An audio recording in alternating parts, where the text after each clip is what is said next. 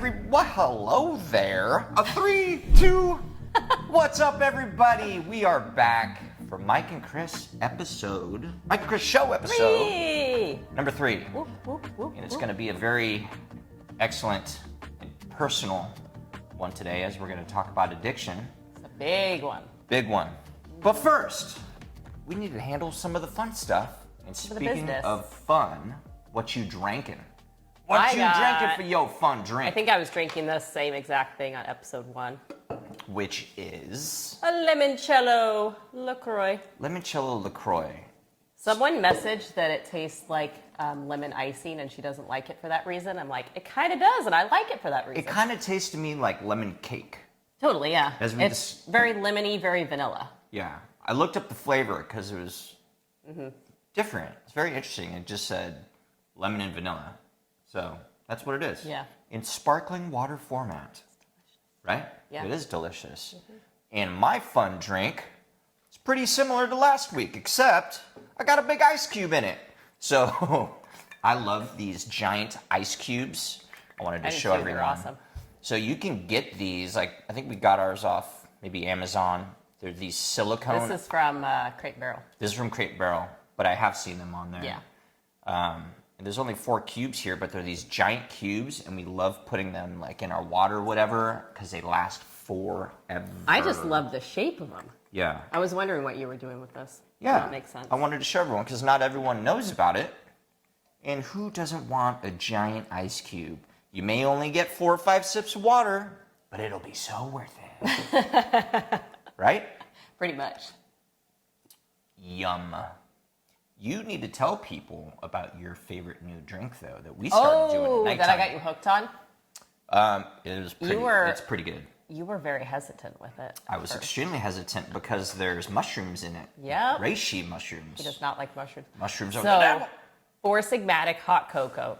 Lots of different brands make similar ones, but Four Sigmatic, before bed, the chill, I think it's called chill hot cocoa. It's with reishi mushrooms that are meant to relax you. But yes, it doesn't taste like mushrooms. We mix that with some warmed up pistachio milk, blend it all up. You can add some collagen if you want. How good is it? It was really good. So it was good, like right? a super healthy dessert, hot cocoa kind of a thing. And while we were drinking it, what did you say that it needed? Marshmallows. And then like 3 days later, I had marshmallows next to you. So she said marshmallows, and I immediately had to go on Amazon and look for... legit marshmallows. Yeah, legit, like healthy. Honey sweetened, good ingredients, because a lot of marshmallows are like...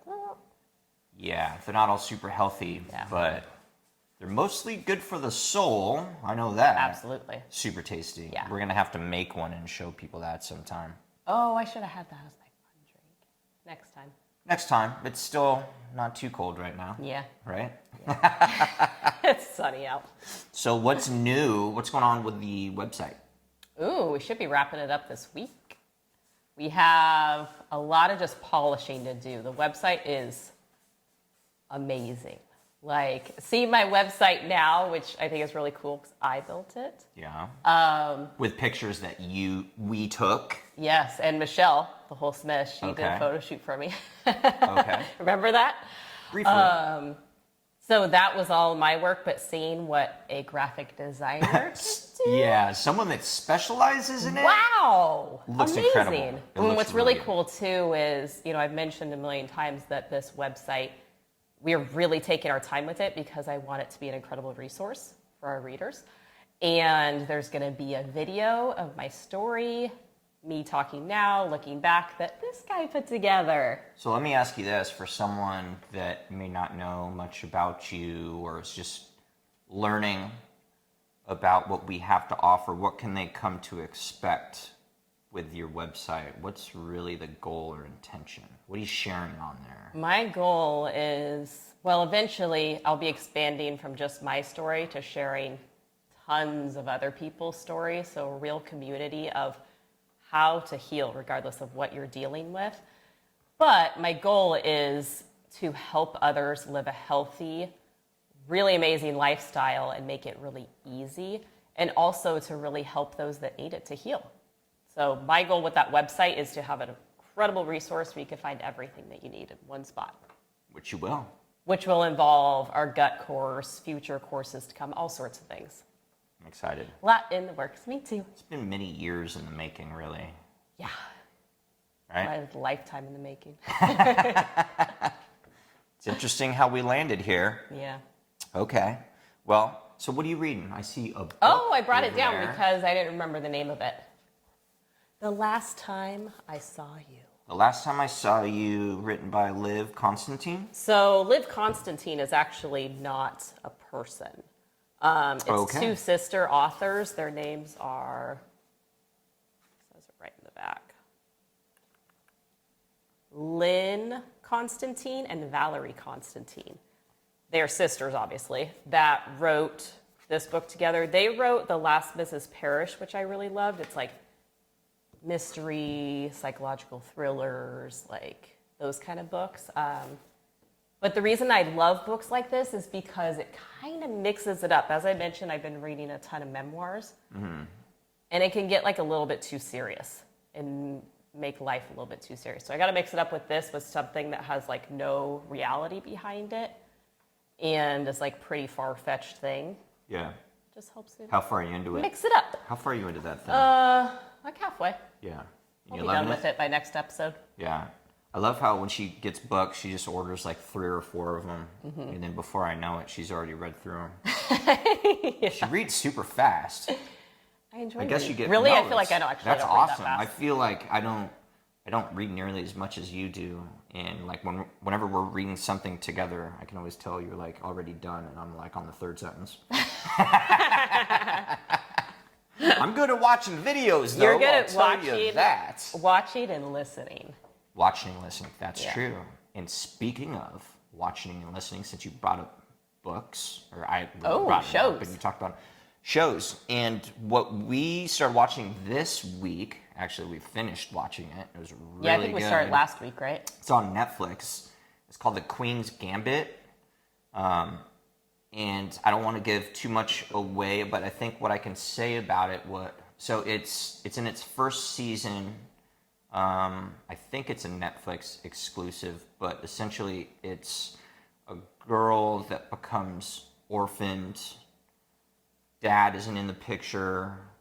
Mom ends up dying. She goes into an orphanage and then learns about chess, and then becomes like the best player in the world.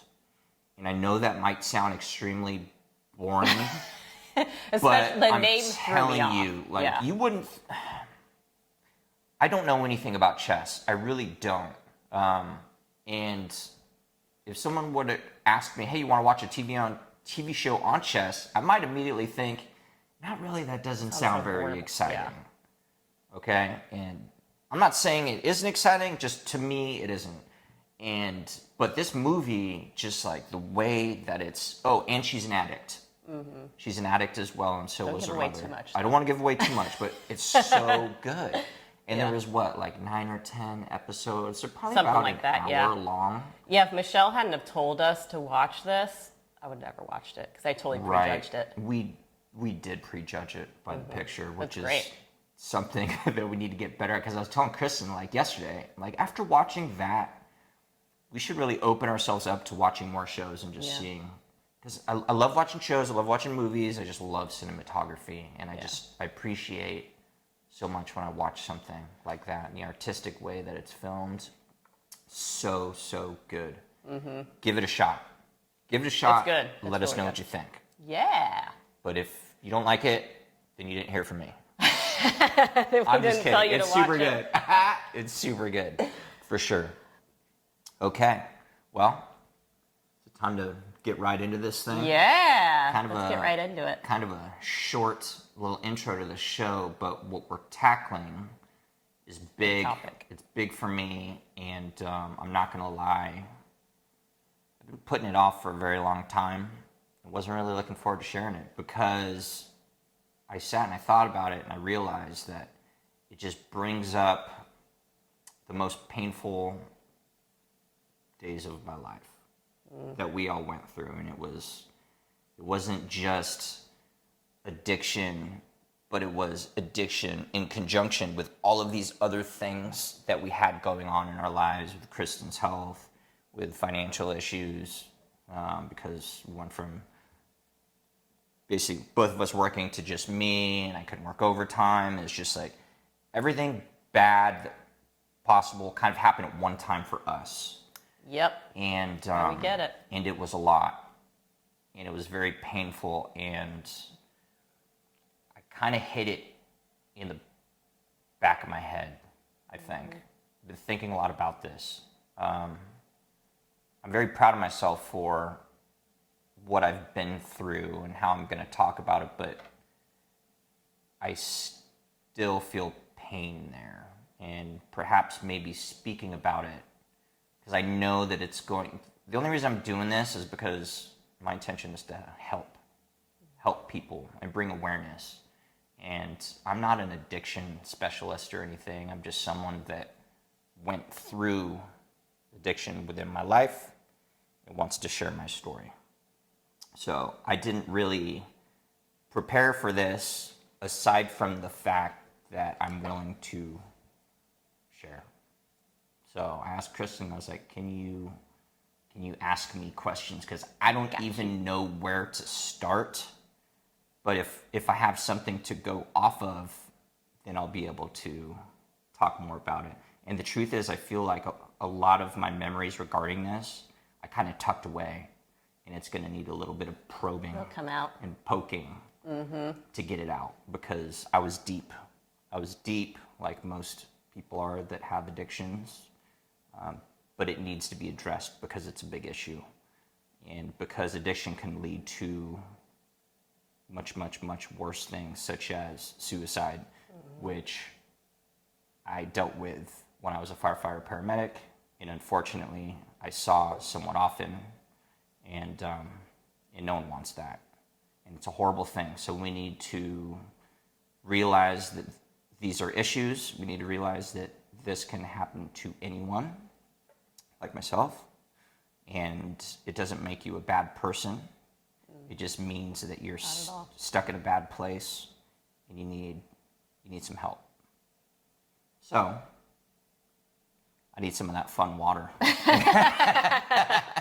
I need some of that fun water. We're going to get right on into it. Yeah, get your fun water. I understand exactly what you were saying, because I was telling you the other day, I've been sharing my story on Instagram and more of like an in-depth look into it. And gosh, after I shared about my ostomy, I had all these excuses of why I didn't need to share what was coming next. And I realized the other day as I was writing, it was all those excuses were complete BS. The only reason I didn't want to write about it is because, just like you said, it was the most painful time in our lives. And this is where my story really turns into Mike's story as well. And that side isn't mine to share. So I'm just the partner in it. I experienced it in that version, which is extremely difficult. But we have a very powerful story to share, because I know addiction is a massive problem. Most people are addicted to something, whether it be shopping, whether it be working, whether it be whatever it is, drugs, alcohol, gambling. It's a big problem. So let's dive in. This is a perfect place to. So I wanted to look up. I know what addiction means to me, but I wanted to look up the definition. Ooh, interesting. Yeah. Quick Google search, addiction. I believe it was the Oxford Dictionary, says the fact or condition of being addicted to a particular substance, thing, or activity. So then I asked myself, okay, well, what is addicted? Addicted, it says, physically and mentally dependent on a particular substance and unable to stop taking it without incurring adverse effects. Oh, interesting. So those were just a couple definitions. That sums it up well. So here's the thing with addiction. It's like you can be addicted to anything. You could be addicted to petting dogs. That's so funny. I was thinking petting dogs. Is that my addiction? You can feel it. You could be addicted to gambling. You could be addicted to Exercise, exercise, eating. anything. You can be addicted to anything, right? But when you're addicted to something that causes dependency, like an opiate addiction, like alcoholism, like a benzodiazepine addiction, which are like tranquilizers or things that people take for anxiety, like Xanax. Give a couple, yeah, Ativan. Xanax, there you go. There's your body, essentially what happens is you're taking a substance, okay? Let's take alcohol as an example. You drink alcohol, you drink it all the time. And then as you drink alcohol, your tolerance goes up. So those three shots of vodka that used to, let's just say, put you into like a drunk state, let's say maybe a couple years down the road, will barely make you buzz because they're just so used to consuming it over and over and Your body's over. used to it. It builds up tolerance. Your body becomes tolerant. And with alcohol, once you get to a certain level, and I witnessed this many times working as a paramedic, you can't just remove it because the body is used to functioning with the alcohol. So when you take alcohol away, you can have something specific called DTs or delirium tremens. And the way that kind of manifests itself with someone is they start shaking. They almost look, they just come off like they just don't look right. Everyone was different that I saw with DTs, but there's a lot of like shaking. Field, right? Yeah, almost kind of like, God, maybe Parkinson's in a way. Everyone was so different. But just because people would remove the alcohol and then they would just start acting kind of weird. Eventually they could get to a point to where they could die. Benzodiazepines is the same way. If you remove those and you're deep enough, you can't die. Okay, now what I was dealing with opiate addiction, when you get to a certain point to where your body's like, yep, I always live with this, I need it all the time, that's physical dependency of opiates. And you remove that, you're, depending on how deep you are, you're not going to die, but you are going to feel like you want to die. You're probably going to feel like it's the worst possible feeling in the world, and we're going to get more into that. So one of the things that I've heard before from people in regards to addicts is, why don't you just stop? That's okay, so let's take someone that's addicted to gambling, right? Now, it probably would be very difficult for that individual to stop gambling, right? Because they're addicted. But if they stop gambling, their body's not going to make them sick. Their body, now they may be hard mentally, but it may not be hard physically. mentally. They may be they may have some depression because it's like that's all they think about and they obsess over it. And now all of a sudden they don't have it. I totally understand that. What I'm saying with something like an opiate addiction is once you remove that, the body starts going through physiological changes, and then you just start feeling like shit. So that's just the difference between dependency and just straight addiction. And I really want to talk about that a little bit in the beginning because that's what makes like opiate addiction extremely difficult. As much as you want to stop, a lot of times you can't. And it may even cause you to go to harder drugs because you will take whatever you can get because you will do absolutely anything not to feel sick. And we're gonna get deep into that, but I just want to paint this picture because there's so many differences.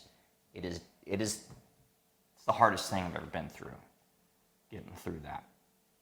Absolutely. So I would say, unfortunately, our society is very judgmental of addiction for the most part.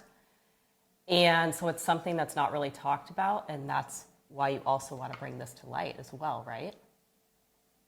Definitely. I mean, I want to help. I'm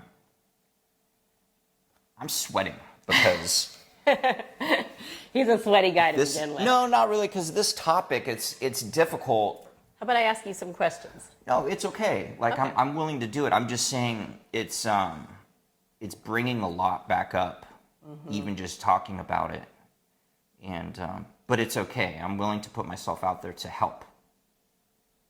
But if I sound like I'm a little all over the place, it's because I kind of am. That's why I need some questions. But it's okay. I'm willing to do that. No, you sound great. I'm willing to do that. I would just say, I guess we could get to the asking for help part a little bit later, but if someone who's watching this who has a problem with addiction, asking for help, no matter how many bridges you have burned, or if you think that you have, left aside your whole family, friends, everything, you have no one left, I promise you, you do. I promise you that reaching out for help is the very first step, because that's what you did. I believe addiction is much, much, much, much, much more common than we all believe. Oh, yeah. I believe that it's all around us. I feel like, especially with what you just said, I think people are afraid to talk about it because they don't want others to view them differently. Totally. And That was a big one for me that's with just you. the truth. That's why it was so lonely being the partner to an addict, because I didn't feel like back then there was only one friend that I could tell who I felt like wouldn't judge me. Now I have a whole crew of friends that I could tell anything to. But back then it's just, I didn't want people to look at you differently because I knew it would shift the way that they looked at you for the rest of their lives. And I didn't want that. And again, I'm at the point now where I don't care. If someone's going to look down on you because of that, that's their issue. It's not yours. I'm totally okay with that. Oh, absolutely. Yeah. We go through hard things in life, and it is a choice that we get during those hard times if we're going to become a victim like you could have, or if you can use that for something good. And that is what you are doing with your story of addiction. You are turning something impossibly hard that you went through and turning it into a gift, because you could help others. You could show people that there is a beautiful life on the other side of addiction, because you've been through it. I can't talk about that because I haven't been through that. But you have been through being a partner of someone Totally. who's been through addiction. I have that side. That I have that side. is something that we'll get into in the future, which is extremely difficult and painful as well. But that's a whole nother show. Yeah. That's a whole nother I feel in show. this to be a little series. So I think it might be good to explain, first off, for people that don't know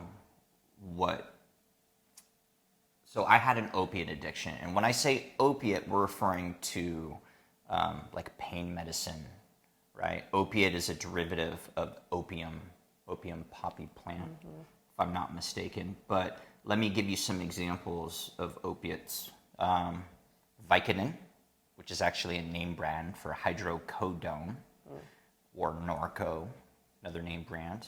You've got morphine, you've got fentanyl, you've got heroin. There's all different kinds of opiates, but they act upon your opiate receptors, okay? So why would someone, okay, let me start with this. So how was I first introduced to opiates? That was going to be my first question for you. So me in particular, like many other people, I suffered an injury, a back injury, when I was, I can't remember, maybe early 20s. And I remember taking them, and I just took them as prescribed, and it wasn't a big deal. But I did realize at some point that when I took them, I felt kind of warm and fuzzy. Mm-hmm. And when you're in pain, whether it's mental or physical, and then suddenly you go from not feeling super great and hurting and feeling kind of shitty about yourself. All of a sudden you get this warm, fuzzy feeling. You're like, I like that. I like how I feel here. I'm not suffering. And you get that warm and fuzzy feeling, and you're not thinking about what you had to do to get there. You're just thinking about, I kind of want to be here because this feels really good. And I don't want to feel bad anymore. I remember when it was Vicodin that was prescribed to me. And Vicodin is, it's one of the less powerful opiates, in my opinion. I also remember waking up one night, and I think, I know you're not supposed to, but I'm pretty sure I had like a drink that night before I went to bed with my pain pill. Yeah, I'm pretty sure it says right on the bottle. Yeah, don't do that. Yeah. But I did. And I remember waking up in the middle of the night and just feeling, again, just like, oh my God, I feel so good. I feel like warm and fuzzy. I feel like I could sleep through anything. And I remember having that feeling, thinking to myself, that's interesting. And, but I would just, at that time in my early 20s, I would just go through my prescription, and I wouldn't be like drug seeking or anything else after that.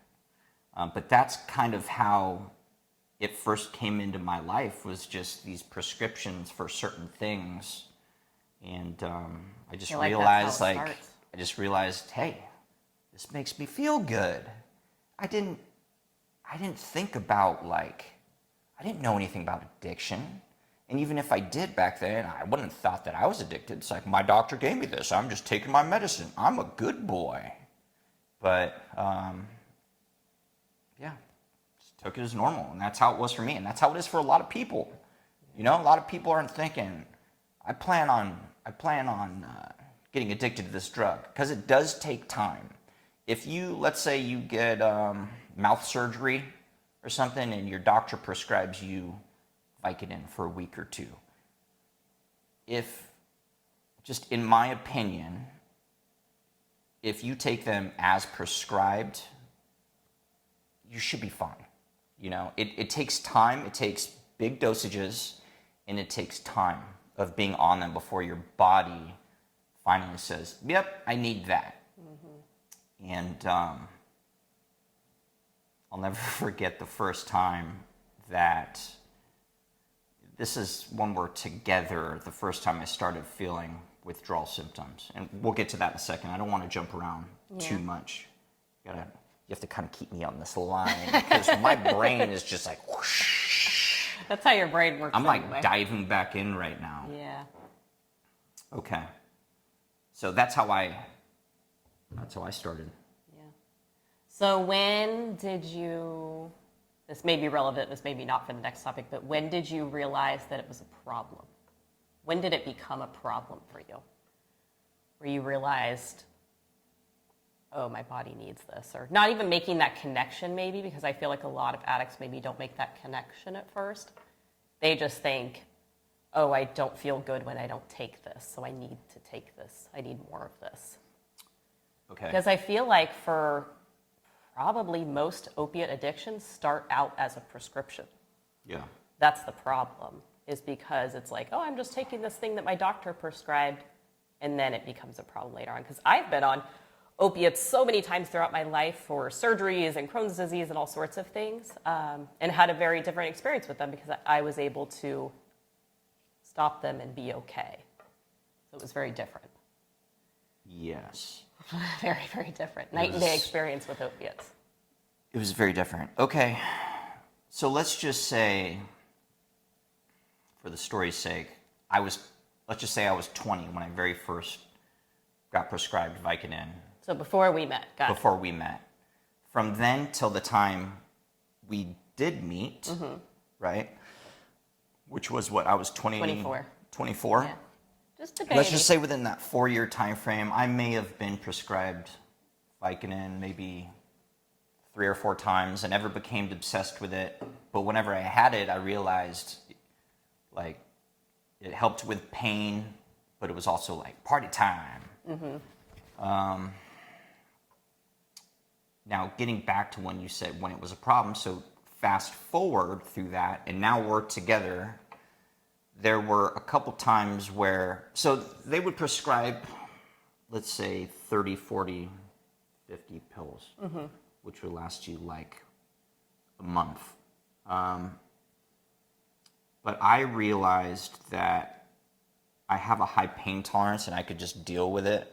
And rather than taking the pills as prescribed, I started kind of experimenting. Like, yeah, but if I don't have to take them during the day. And if I take 3 or 4 at night, I'll just like sleep all night. Or I would, if we went to Vegas for the weekend, maybe I'd go through 30, 40 pills in a weekend because I knew, hey man, if I'm popping 3 or 4 of these with a drink, I feel really good. And where I'm going at with this is if you hit them hard within a few days, like let's say you go through 30, 40 of those things, there's a very good chance that you're going to feel like shit when you stop. Mm-hmm. Now at the time, I didn't realize that was the thing. I just thought to myself, I got these pills, I'm going to take them, I'm going to feel awesome, and then I'm going to go back to work on Monday or whatever it is. I remember I had to go to work one day and feeling the most sick probably I've ever felt. I didn't understand at the time that I was going through withdrawals. I don't remember what it was I was taking or how much I took because there were so many times I did this, but eventually it caught up to me. Eventually my body said, oh, I remember you taking this and it feels good. And then I would just flood myself with the opiates and then just stop. And then I would just feel like shit. It would be extreme weakness, nausea, diarrhea, extreme anxiety, basically just the worst possible feeling there is that only gets worse depending on how much you're going to take. Mm-hmm. And I think that was the first time I had to call in sick for a couple days because I didn't know what was going on. And it took me some time to realize, oh my God, my body has become dependent. And then that's when I knew I was in trouble because I felt like Superman when I took the opiates because I was so calm. I wasn't anxious. I just felt like I was on top of the world. And when you're feeling like that, when you're used to feeling like shit because your girlfriend at the time wasn't doing well and you had all these other things, you know, financial or whatever it is, you have all of these things coming down on you and it makes you feel so small and so horrible. And then all you got to do is just take some of these pills and all of a sudden you're just like, I feel amazing. And I feel like that's what gets people.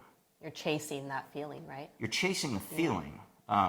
Like when I'm saying I was addicted to opiates, I wasn't addicted to like organizing them and smelling them and making shapes with them. No, it's the feeling. Yeah. It's the feeling. That's what I was addicted to. Just like people that are like, let's say if you're addicted to gambling, like, are you really addicted to like playing with cards as an example? No, more than likely you're addicted to the feeling of winning.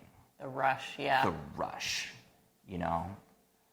Just the chemical explosion just going on in your head. And I feel like that's what gets people addicted to things. It's the feeling that they have in conjunction with whatever it is they're addicted to. Mm-hmm. I have an experience, I don't know if I've ever even told you about this, but I was probably 14. This is a very different experience, but I was in the hospital and I had an allergic reaction to one of the medications, and so they had to give me Benadryl by IV. It was the first time I'd ever had anything. They'd never given me pain medicine, anything like that. And I remember just the calmness coming over my body from Benadryl, like just Benadryl. And in that moment, I thought, I see why people could get addicted to things because I no longer cared about anything. I didn't care that I was in the hospital and I fell right asleep and it was great. And so I understand that because a lot of people are dealing with so much pain, just like you were when I was so sick. It's an addiction to cover up something that you're feeling. Would you say that? Absolutely. Yeah, That's you're exactly trying to what run I away was- from something. That's exactly what I was. I wasn't thinking necessarily like I want to run away from this scenario. Totally. I was just thinking I just want to feel good. I don't want to feel this. I don't want to feel like that. shit anymore. It's so simple. It's like there's my pills right there. I just want to take them, and at least I won't suffer for these 3 days. You know, when I was addicted to opiates, I was just so concerned about what's happening right now. You know, I knew if I was taking the pills that I was going to feel great. I also knew that eventually I would run out of them and feel like shit, but that's not a concern right now because I'm just concerned about I'm going to feel awesome. And that's what I did. It was just these peaks and troughs, man. It was just this of being an addict. It's like, and then you start obsessing. I do. I started obsessing over it. I've told Kristen this story before, but have you guys ever chewed on like an aspirin that like, maybe not like on purpose, but just like an accident, you get a little of that flavor? To me, it's disgusting. It's like, yeah, you got to swallow it like quickly, like a Tylenol. Yeah. Or an aspirin. But I got so addicted to where it got to a point where I would chew them up in my mouth, and as I did, that song, that I Want Candy song, would come in my head as I chewed it, and it was like the greatest thing ever. But because that's just the mindset I was in. I went from thinking the taste of medicine was nasty to, in my head, I took that nasty taste and Associate it with a feeling. I right? associated it with feeling awesome. And that song would pop in my head, I want candy. It's so weird. And I don't even know where that came from. It's not like I like listen to that song, but I want to give you an inside look at what's going on in my head, going through this addiction thing. And that's what addiction does to you. It changes you. It changes you. All I was concerned about was how am I going to feel, because when I'm taking the drugs, I feel awesome, and I'm on top of everything. And if there's a problem, I can fix it because I'm on top of the world. Mm-hmm. Absolutely. And I would say from the partner's point of view, I had no idea the addiction was going on because I knew that he had a prescription for pain meds, but I just assumed he was taking them as prescribed. And when someone becomes an addict, always correct me if I'm wrong, but it's not like it's one day you're fine and the next day you're completely addicted. It's a slow progression over time. And so It was for me. your moods, everything changed slowly over time. And so being the partner, especially because I was sick, I was far from my best, I was often in the hospital, it was easy for me to overlook these things because he also had a lot going on. So it's not like Kristen now would be able to connect the two. I would be able to understand, oh, that's an addiction personality, that's what's happening. But back then I had no realization that was even a thing. You know, addiction isn't something that we're taught about in school. It's not something like, watch out for these things, or here's what could happen. You know, we're just taught to say no to drugs, which, does that work? No. You know? Well, early on, I was just kind of playing around with, okay, so let's say I get prescribed, let's just say as an example, 50 pills. For someone that was taking them a lot like me, that's not going to last you a long time. It's just going to last you a few days. But so I would do that, and I would go through like a few days, feel awesome, and then there'd be a certain amount of time where I wouldn't have any. And I rolled like that for a few years. Just like, let's have some fun. It'll suck for a couple days, and then everything's going to be good. But where everything changed when I really became super addicted was when I was doing whatever I could to find them, and I had to have them 24/7. And that's when things really got out of control.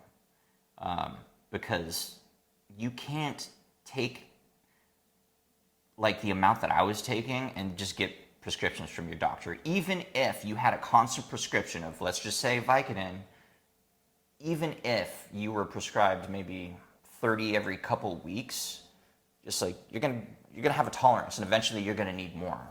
There just isn't gonna be enough there to get you kind of into that high feeling like I was having, really. But I'll tell you what, if you want to find something, you can find it. I found people that were, I don't know how the hell they got them, but I was able to buy them from people. And then that's when it really became a problem. Big time. Yeah, absolutely. It's when I think it would shift from having just a prescription, having a set amount, to almost having an unlimited amount. Correct. Right? Yeah. Yeah. As long as you can find them and purchase them, yeah. That's where the real trouble starts. Absolutely. Obviously, you were dealing with a very major addiction, a very serious addiction. And up until the end, I was pretty much unaware of it.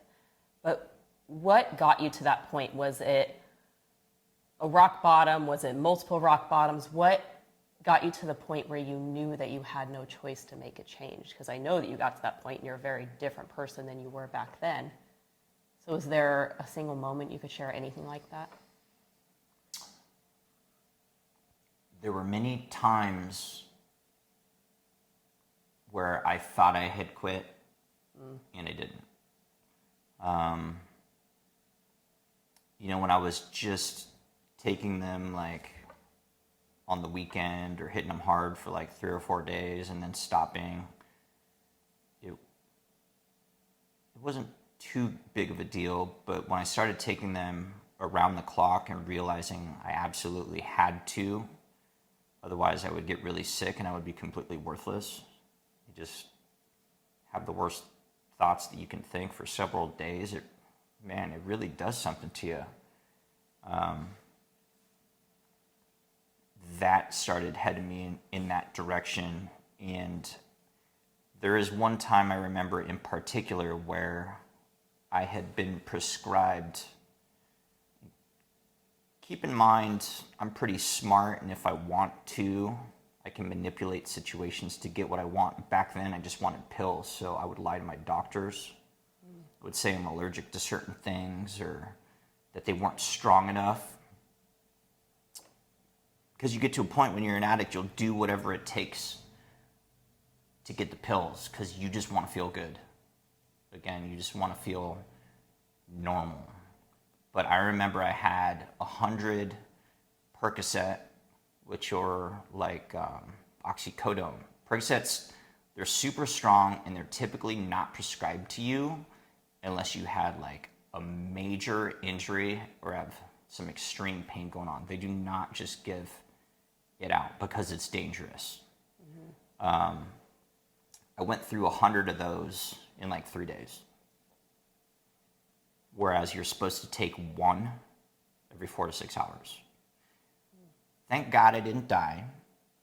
And not only just from the opiates, because what happens is when you have too many, when you have an opiate overdose, and I saw this many times in the fields, you go into respiratory depression. You die because you just stop breathing. And that's what happens. People's pupils become pinpoint. That's one very indicative sign of opiate overdose. And then the respiratory rate slows. And that's where a lot of people die. So you have that possibility. And then you also have liver toxicity with acetaminophen or Tylenol. There's a reason why on the back of your Tylenol bottle, it says don't take more this certain amount. I forget what it is, like 3 or 4 grams in a day. I was taking far more than that. And thank God, like my liver's in good health and everything too. But that was one of the times that I can remember where I was just, I didn't realize it till the pill bottle was gone and I looked at the date and it was just like, oh shit. That was a big one for me. And I've got a few others, but we'll just talk about that one for right now. Perfect. Yeah. And I think that goes back to your point of when you're an addict, you're in the moment. So you're not thinking, oh, I went through these many pills, like I'm all out. you're in the moment, so you're not thinking about how many you're actually taking. Is that correct? Correct. Yeah, you're thinking completely irrationally. At least I was. Again, I can't speak for everyone. I'm just speaking on my personal experience. Yeah. Beautifully said. Yeah. Well, should we wrap this story up here and then continue on? Is there anything else you want to share for now? I think I'd really like questions from. I really want this. Great. I really want this to be able to help people. So ask away, whatever it is, please, like in the comments, because this is something that I'm not just going to do a single episode and not talk about it again. This is really kind of getting me back into those times, really. And so much of it is a blur to me because I think that I've blocked so many of these memories. I'm trying my best to bring them back. Sounds like they already are coming back. Yeah, they are. And I have a lot to talk about. And obviously, the story in itself, I win. Yeah. But what a battle. And there's so much to be talked about. And people need help. I went on calls in the fire department of people hanging themselves in their garage, in their shower. A lot of them had to do with drugs because I saw empty pill bottles on the ground. And I saw how it affected the people that loved them. Imagine finding your mom hanging herself in the garage. I had to deal with these things. And it's a real problem in the world. So if I need to make myself uncomfortable to help out with that, then I'm going to do it. I just need a little bit of guidance. I'm interested in what people want to know about. Because everything we just talked about is just the tip of the iceberg with me. I need to think about how to express this more clearly so that people know how deep I was, but just know that I was deep. Just know that it started off as like a thing that I did for a couple days here and there because I realized it made me feel good. And it got to the point to where I was on it 24/7. And if I wasn't, I got super sick and I was worthless. And back then, when Kristen was so sick, I had to be on it. I couldn't just stop. As much as I wanted to, I couldn't just stop. And there were times where she had to go into the hospital, and I tried several times stopping in the hospital because I would sleep there in the room with her when she was in there. And often we would go to the hospital. She'd be in there for a week, and I would plan on stopping my pills so I could withdraw in the hospital room. And I did that several times. And because it was the only time that I had help with Kristen because there was someone else there to take care of her. So I thought to myself, maybe this I'll be able to get through it this time. And it took a few, and eventually got to the point where I did seek help, and I did get an addiction specialist, and it was very, very helpful. And what was very helpful was just knowing that that I wasn't alone and that there was a way out because I didn't see one at the time. I was even placed on, remember when I was on methadone for several months? I forgot about that. I was on methadone for several months, prescribed. Yeah. And eventually I was able to wean myself off of it. And when I went to see the doctor after all of this, he was like so surprised. He said, I remember him saying, Mike, this isn't normal for you to be able to get off of these pills. And that was very hard to get off that methadone. It was different. It was different from the other ones. God, what a battle I had to face. What a battle everyone has to face when dealing with these addictions, whether it's alcohol or opiates or benzodiazepines or whatever it is that causes dependency. I feel you, and I want to be able to help. And that's why I need some questions. Yeah. I'm getting emotional just talking about all this because all of these feelings are starting to come back. And what I would like to say, though, is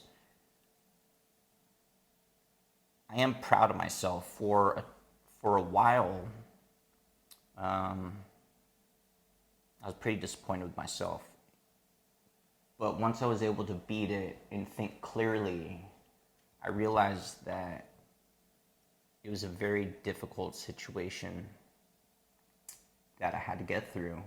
And not even just like the addiction part, but I had to go through this while Kristen was sick. I had to go through this while we almost lost our house because of finances, like everything. It pushed me to the edge, like a cliff, and almost like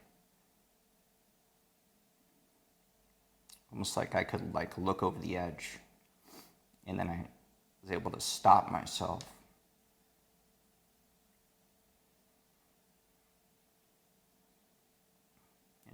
And turn around. I love this napkin. It helps me dry off my sweaty head. Helps me dry my tears. Yeah. It was just the worst possible feeling. I was brought to the edge. I saw it. Thank God I was able to turn around. But That's your goal, to help other people turn around. Yeah. I'm seeing that now. The last thing I want to do is, maybe not last thing, but it's not like I enjoy putting myself out there for everyone to see and be all emotional, but I know how important it is to get the story out. Because I still have visions of things I saw as a paramedic that bugged me in relation to addiction and suicide and stuff like that. Lot. What a hard job. They don't get paid nearly as much as they should, just for the record. No. The things they do and see that you couldn't pay me enough to do and see. Yeah. Grateful for firefighters, grateful for police officers, grateful for doctors that have to deal with all this stuff. It is not easy, and this needs to be addressed, which is why we're talking about it. Yep. I remember our old acupuncturist, I don't know if you remember this, but it was when you were going through withdrawals and feeling really, really sick. And I remember she told me, and I think you were in the room, Kristen, you have no idea what a big problem this is in our world, because she saw opiate addiction every single day because people are functioning addicts. That's what it comes down to. I was one for... Absolutely. Most people are, until you hit that breaking point to where you can't function anymore. And through you sharing your story, I have no doubt that you will save many lives. That's the goal. Yeah. That's the goal. The pain serves a purpose, baby. Well, that's as does yours, which is why we're here. Yeah. We have been through so much together. Gosh. Yeah. But what's beautiful, like, so beautiful about it, and I wouldn't change a moment of it, not a moment of my story, not a moment of your story, not a moment of our story together, is because it's made us who we are. Right. It's our purpose. It's why we're here. Because if we were still in those places of you being an addict and me being very sick, we couldn't help people from that place. But now we can. And it was also because of getting through all this stuff. This is also what got me so much into like mindset. Oh, absolutely. It really was the transformative piece in my life. I had my addiction and all the stuff I was going through. Kristen had to witness that. She was going through her physical stuff, and it's like we were brought down to our knees. It was like we both hit a rock bottom, and then that's when things shifted. And I don't want you to have to hit a rock bottom, whether it be mental or physical or emotional, and that is why we share, and that's the goal. So it was important to share this because this transformed me into who I am today. And one of the first things that I did when I finally made it through, I was in the clear. I wasn't, and I also want to say I never have cravings or anything anymore.